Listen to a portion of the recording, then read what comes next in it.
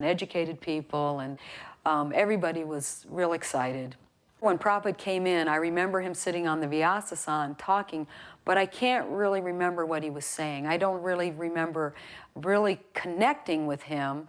I mean, he seemed nice enough, but I was more kind of involved in the activity. There was always something to be done, and somebody directing you, take this here, take that there. And so everybody was very gracious, and I particularly remember that Yogeshwar was very gracious. He was always trying to include, and I was still kind of bewildered.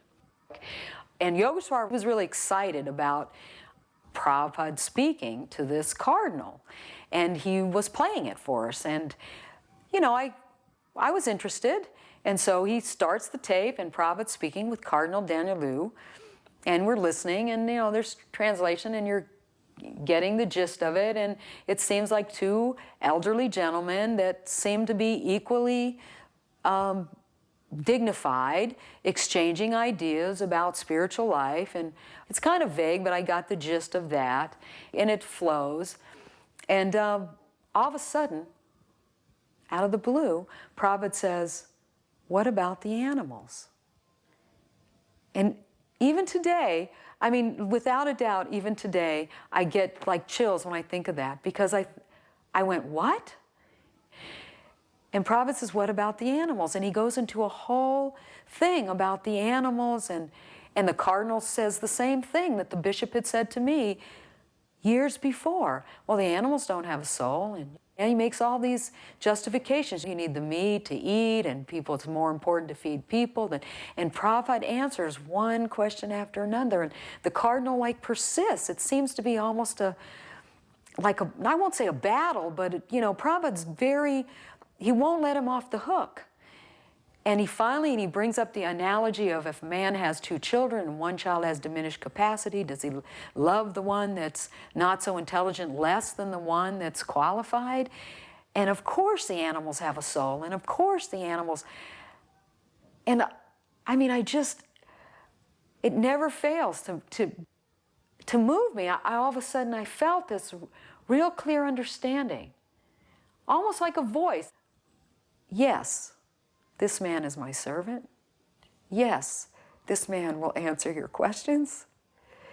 He will answer the questions you forgot you had, and the questions you haven't even thought of yet. I mean, it was so clear that I was stunned. So I didn't have a doubt. I've had lots of ups and downs, and I never had a lot of association with Prabhupada, but I just felt that Krishna had answered that request. I'd had that simple request. I would like to know.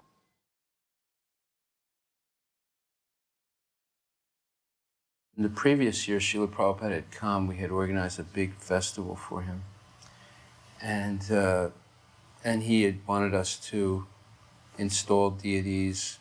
We had a very small temple at that time. So when we finally secured this building in a very prestigious neighborhood and arranged for the deities to come, and then Srila Prabhupada to come for the installation, it was really a moment of great happiness and auspiciousness, and wonderful culmination of years of work doing Sankirtan and so forth in Paris. So I remember walking to the temple that day, and I noticed outside, peering in the windows, was one gentleman.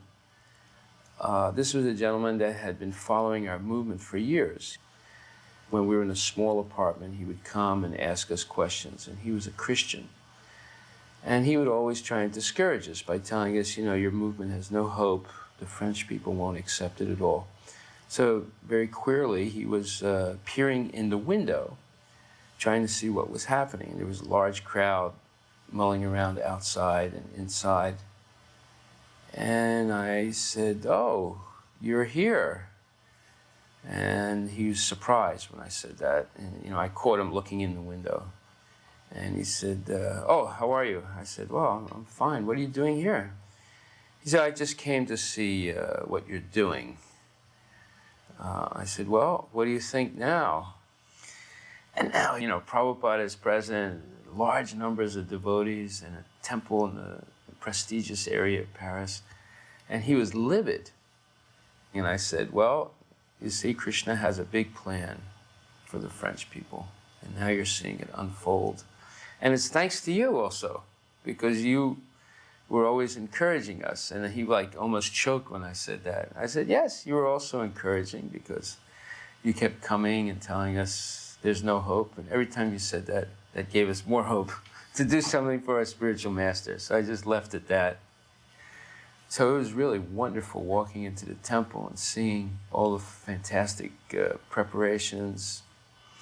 And I remember, you know, just the sheer ecstasy of chanting Hare Krishna during the whole installation ceremony.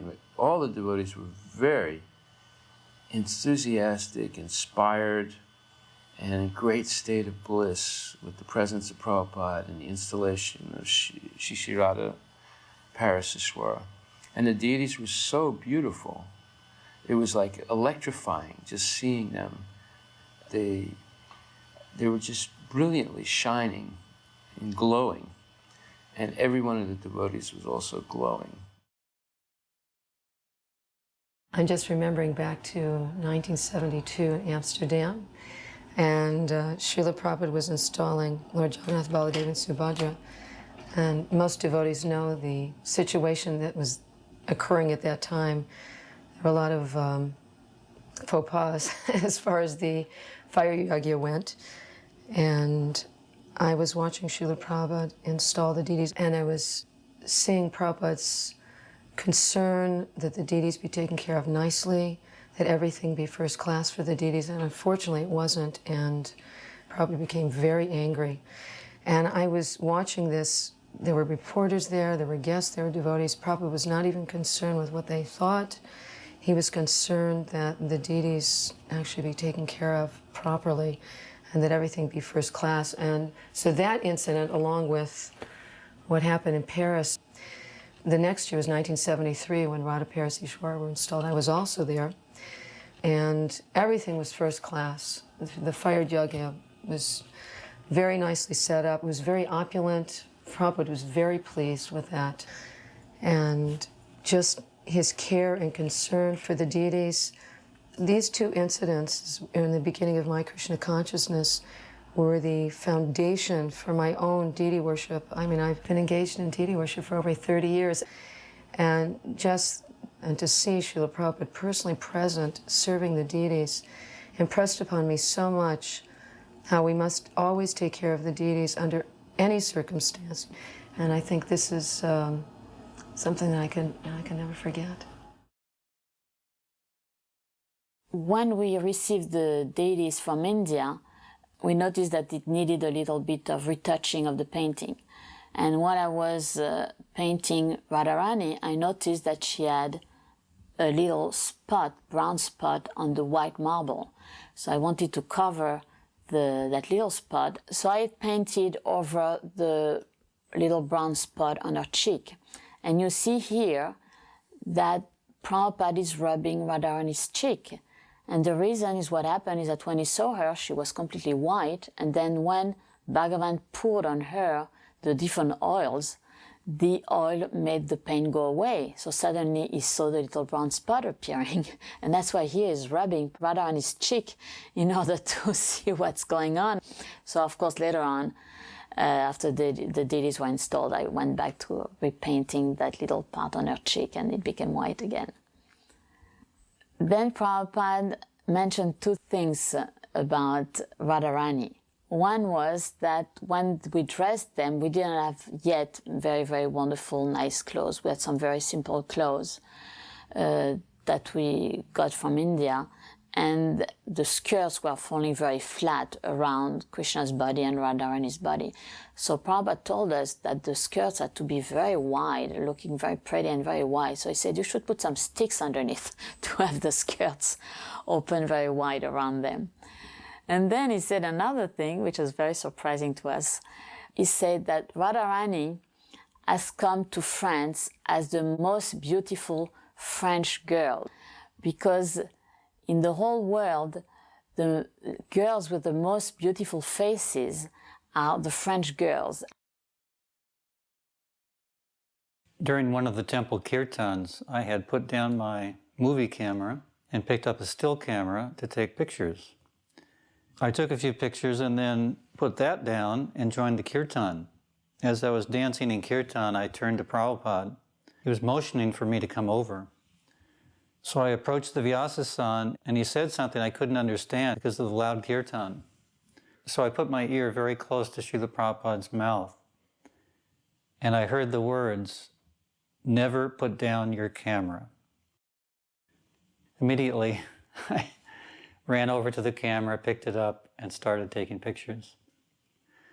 And I've tried over the years, although not always successfully, to carry out that order.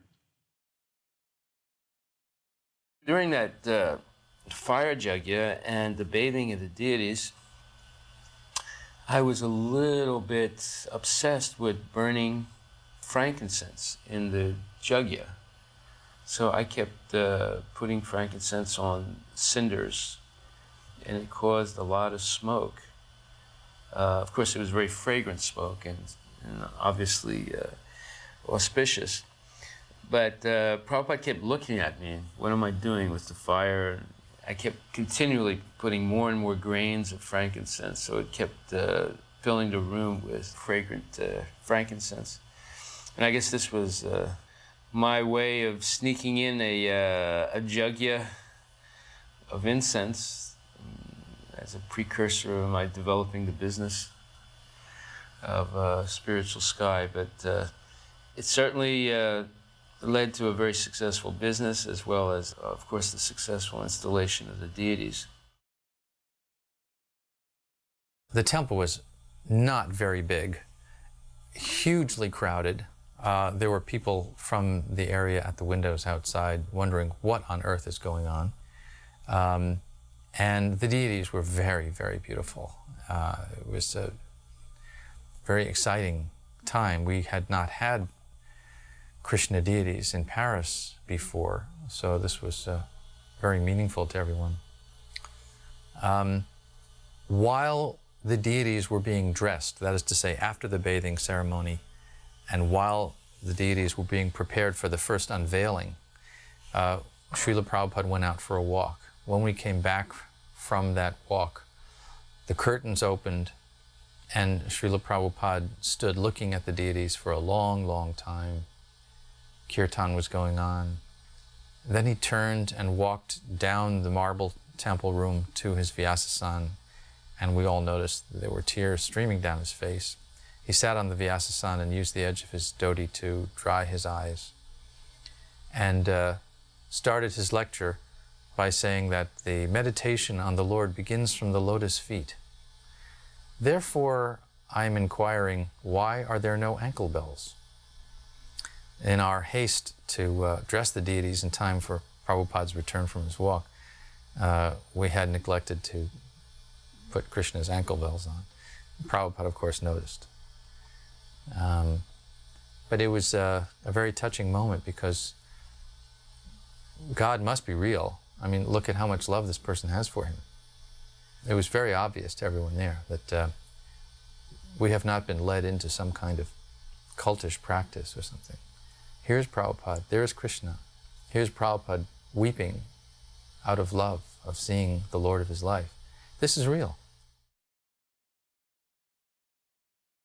I was upstairs with Himavati, and we were gluing together the peacock fan for the artik that Prabhupada was going to do. So we were finishing up the peacock fan. And I remember when it came time to offer the camphor, you know, usually we'd put a little ghee wick and sprinkle a little bit of camphor on it. Prabhupada he didn't want that. He sent it back up, and he wanted a big chunk. So he put a big chunk of camphor, and then he, you know, the big billowing camphor, you know, we'd never do that because it would make black and everything, you know. So we would be very conservative, put a few sprinkles. But he wanted a big piece. And then, you know, and then the fan was okay. He used the fan. I guess it was several months later, there was an article in BTG on this installation, and they brought the magazine to Prabhupada. He was in Vrindavan at the time, which they would always do. Whenever there was a publication, wherever Prabhupada was, of course, you know, they would rush and bring it and show him the last Bhagavatam that was produced, or a BTG. So he was at his sitting desk right here, Krishna Balaram, and they brought in the BTG, and Prabhupada started paging through it, and it had the pictures of the deities on the altar. And Prabhupada looked at the one picture, and in the picture there was Krishna and Prabhupada. You could see, you know, the shot that was taken was Prabhupada and Krishna. And Prabhupada smiled. He said, "Just see," he said, "I am looking at Krishna, and Krishna is looking at me." After the installation, when Prabhupada did the arti, he performed arti for the deities, and that really amazed all of us. And I remember playing the mridanga and standing very close to Prabhupada. All the devotees were so happy. It's just incredible. And Prabhupada was meditating on Radha and Krishna while he was performing the arti. And I had never seen Prabhupada perform arti before that, and it was quite an experience. He took his time and he meditated deeply on the deities, and it infused everyone with you know, deep spiritual ecstasy.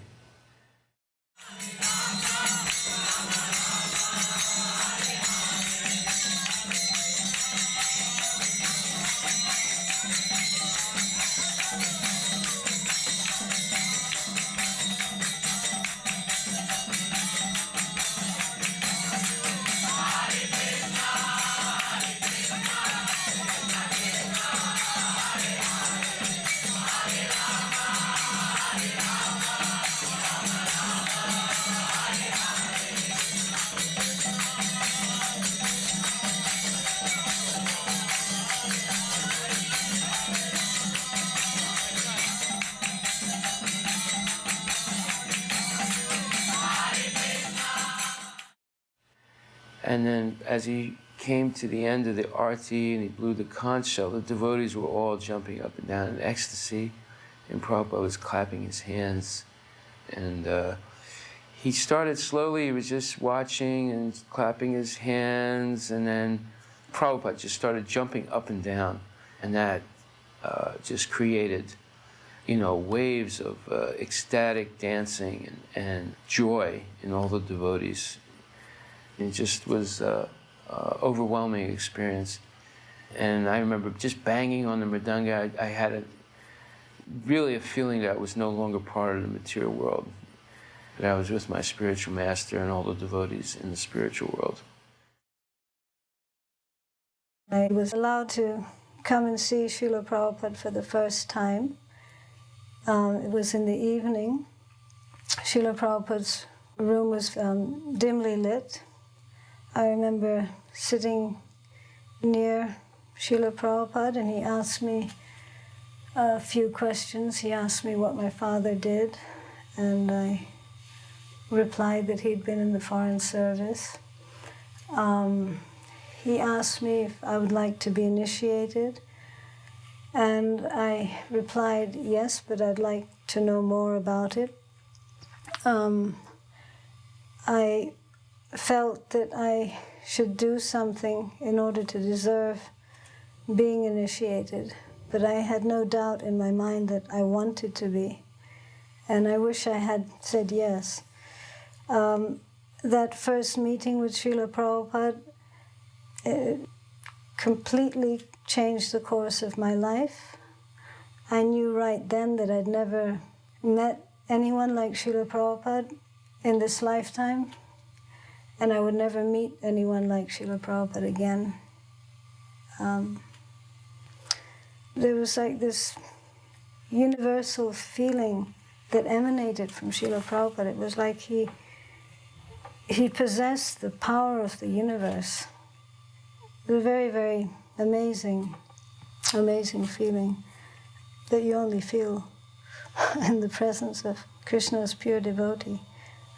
I remember all the devotees offering dandavats, and that included the ladies. As soon as Prabhupada came in the room, in the hall, everyone just went down like sticks or dominoes. And that was very impressive to a newcomer. There's a couple of things that also impressed me. Hansadutta wanted me to go to Germany, and Bhagavan wanted me to stay in France because I spoke a little French. But a god sister reported back to me that Srila Prabhupada had replied that she can go wherever she wants, she is free. So looking back, I always appreciate that even though I was new, that freedom was always there, that choice was always there, and he made that clear. Another thing, there was some criticism going on between the devotees. Hari Vilas's name came up in a negative way, and Srila Prabhupada immediately praised him and put him in a positive view, which again was always Prabhupada's. He always put us up rather than, he never put anyone down unless it was to correct them or point out a definite fault. I guess like many other disciples of Srila Prabhupada, we worried very much for how to please Srila Prabhupada the most. And we also were a little bit envious with all those other devotees who had the intimate relationship with Prabhupada, traveling with him to different places and doing confidential services, etc., etc. Well, I joined very far away from Srila Prabhupada. The first time I actually went to meet him, personal encounter, was in Paris. In that meeting, it was upon my mind